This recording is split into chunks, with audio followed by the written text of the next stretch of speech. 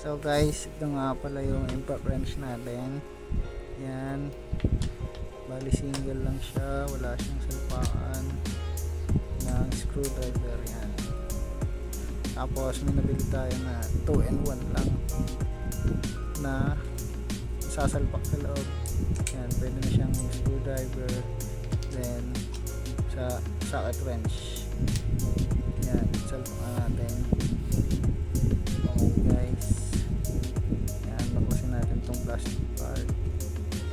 Nga pala guys, Bauer nga pala yung impact wrench natin. Yan yung tatak impact wrench natin.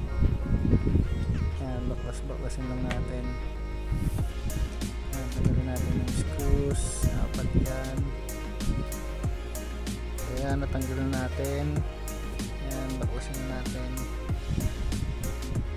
1, 2, 3. Tigas ah. Yan, tanggal na.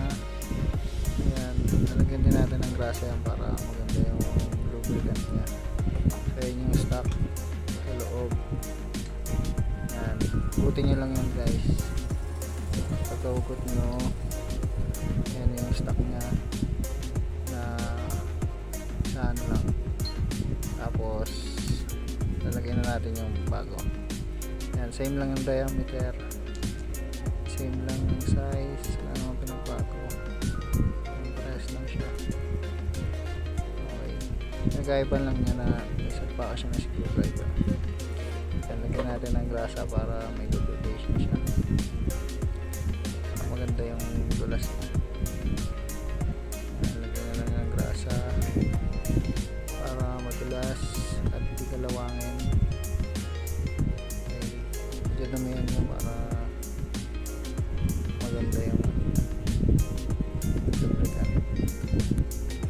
Okay, pagtas natin lagyan ng lubricant ng grasa.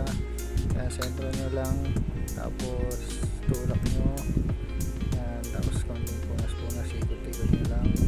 Yan, plug and play naman siya guys, ano siya magiging problema. Yan, tas nyo yung sentro nyo lang ulit, tapos good to go. Yan, salpak na yan. Tapos kabit nyo lang ulit yung apat na tornilyo para maikutan na agad.